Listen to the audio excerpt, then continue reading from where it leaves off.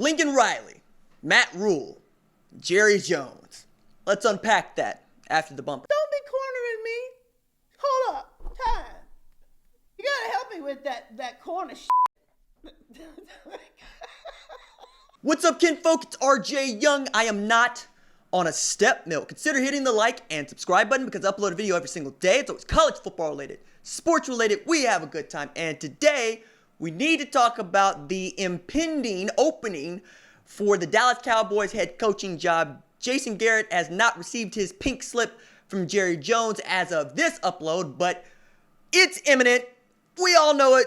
The ginger clapper knows it. Jerry Jones knows he needs to pull the trigger, but he hasn't. And that's kind of part of the problem here. As we unpack the rumors that Lincoln Riley and Matt Rhule will be considered for the Dallas Cowboys head coaching job, as Jerry Jones says he has his eye on some names and some folks for which he think are suitable to run his Dallas Cowboys football team. But first, let's talk about Matt Rhule, head coach at Baylor. They are 11-2 this season with a narrow loss to Oklahoma in the Big 12 championship, but it was good enough to get them into the Sugar Bowl, where they will face Georgia, Kirby Smart's Georgia, on New Year's Day in the Sugar Bowl. Matt Rhule has been mentioned for NFL head coaching jobs before. Matter of fact, in January 2018, he interviewed for the Indianapolis Colts head job before he pulled his name out of the running.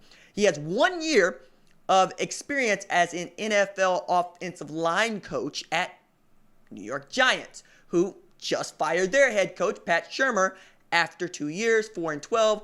Everything seems to be on the table for the Giants, who might be making a run at Josh McDaniels because they would like the Nick Caserio combination to go with him, saying Dave Gettleman, he might be getting up out the blacktop as well, for which I'm not sure that most people would feel some kind of way about that. John Mara is making moves. We know David Tepper is going to interview Matt Rhule for the opening at the Carolina Panthers.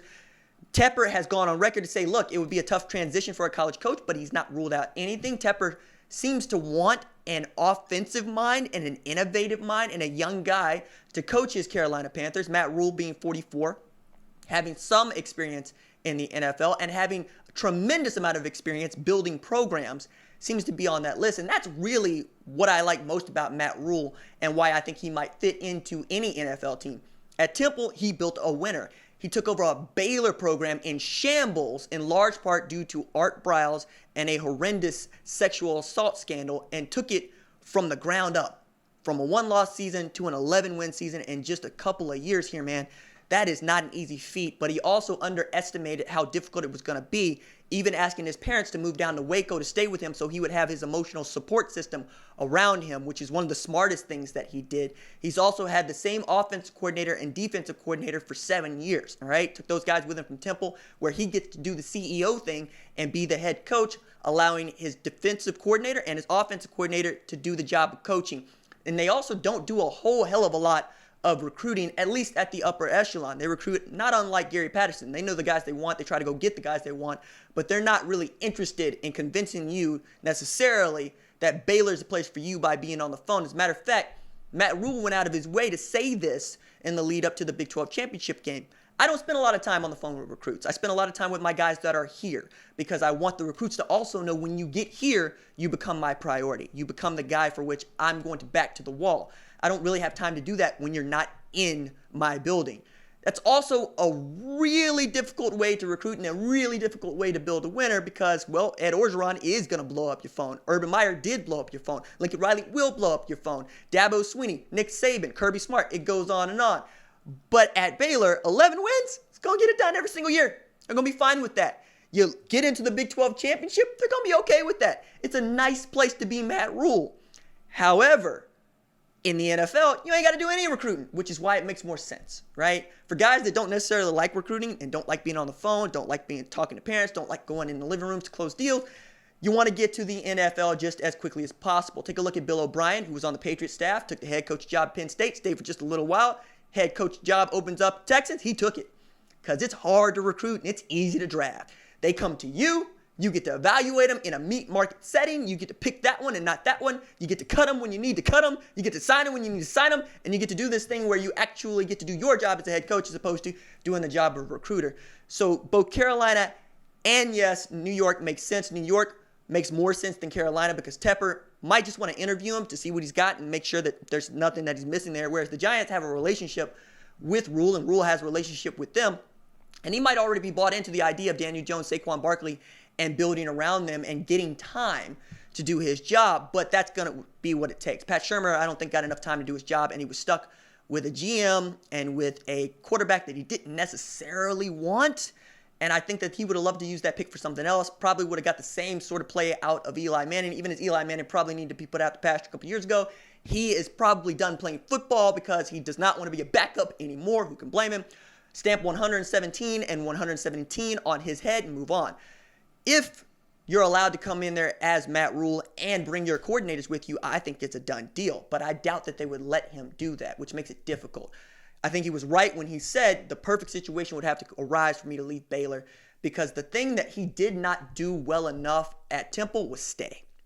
Once you build a winner, enjoy building a winner, because it's really difficult to build a program that can win 10 games year in and year out. And he's learned that. And he learned that really well at Baylor, where he has built a winner.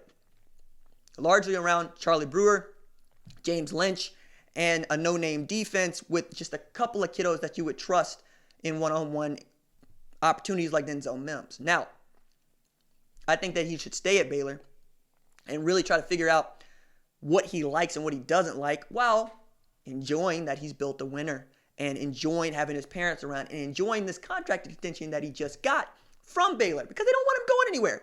Nobody's stock is higher in the Big 12 right now than Matt Rhule. I'm telling you, the bar for Baylor football was so low, and it's been so low for so long, that that man can do no wrong down there. It's higher in Waco than it is in Norman for Lincoln Riley, and that's saying something, because it's extremely high for Lincoln Riley in Oklahoma, which is another reason why I don't think Lincoln Riley's going to Dallas, in the same way that I don't think Matt Rhule is going to Dallas. All right? Matt Rhule and Jerry Jones ain't going to mesh. Jerry Jones described himself as a general manager, meaning I work for myself, and the one thing that is an impossibility is I can't fire myself. I won't fire myself. He said it. He said it's impossible to fire me. Yo, man, you can own the team and still not run it. People do it. They do it all the time. But you're also the guy who does a Monday morning presser, a post-game presser, calling to radio stations each and every week as an owner. You're the only owner of the 32 teams to do that. You make it really difficult for your head coach to move.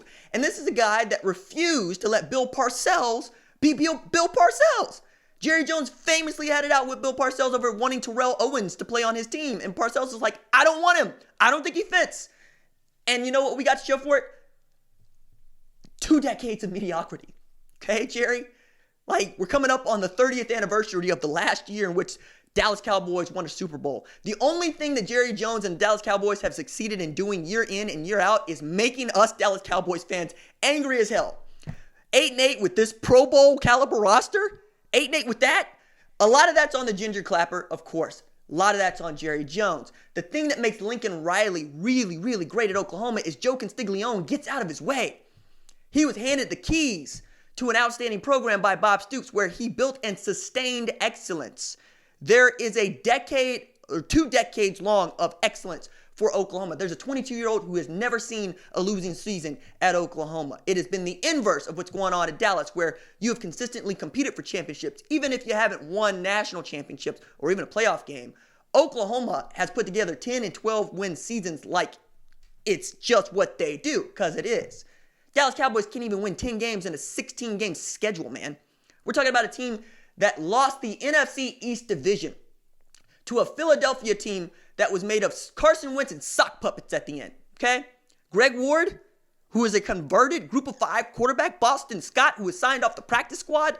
No Zach Ertz out there. Malcolm Jenkins is out there being all Avengers and whatnot. Fletcher Cox is a man.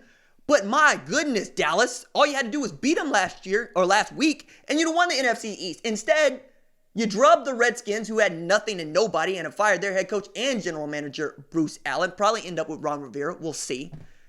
And now you're talking about a Dallas Cowboys team that watched the Eagles go and beat up on the Giants to win the NFC East, and they get to play the Seahawks in the first round of the playoffs. They went 8-8. That's all it took to win this division, was 8-8. Just piss poor all the way around.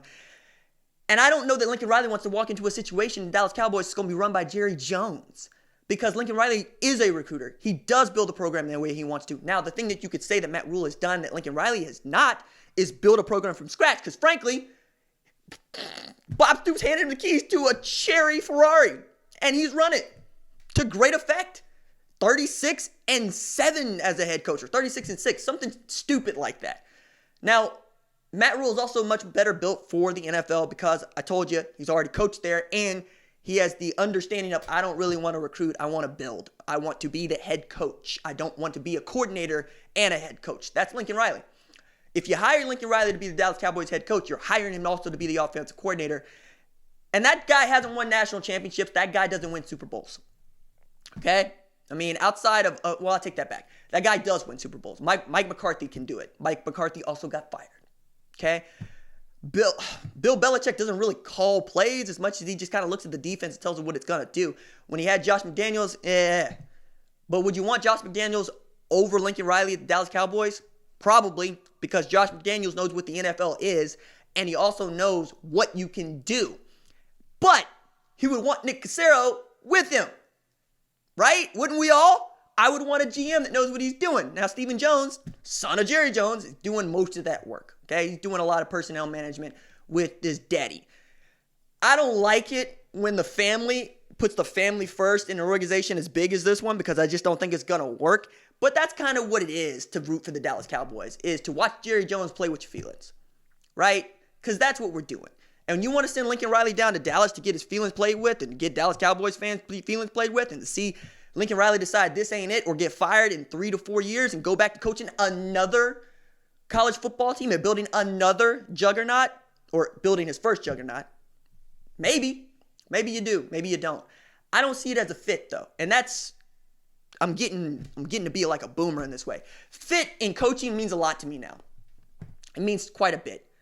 Ed Orgeron is a fit at LSU. He was not a fit at Ole Miss. Lincoln Riley's a fit at Oklahoma, right? Matt Rhule, fit at Baylor. He might fit in for the New York Giants, not so much for the Carolina Panthers. That's a whole different kind of problem. Ron Rivera coaching the Dallas Cowboys, I think could work, because Ron Rivera could have enough backbone to talk to Jerry Jones and to command the respect of his players. And this is a guy that understands defense. Maybe he'd want to keep Chris Richard on. Maybe he wouldn't. I know I'm a Chris Richard fan, but maybe you're not. If you're Ron Rivera, you want to bring in your own staff. I get that. But I know this.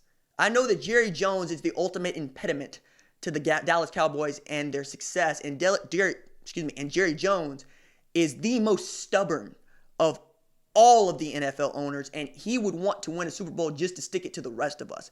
Problem is, it ain't gonna happen. And he doesn't want the rest of us to be right. He would love nothing more than to go 8-8 and be the GM, then go 16-0, 18-0, and win a Super Bowl knowing that he was on the sidelines watching it happen like the rest of us. All right, that's it for me. Deuces.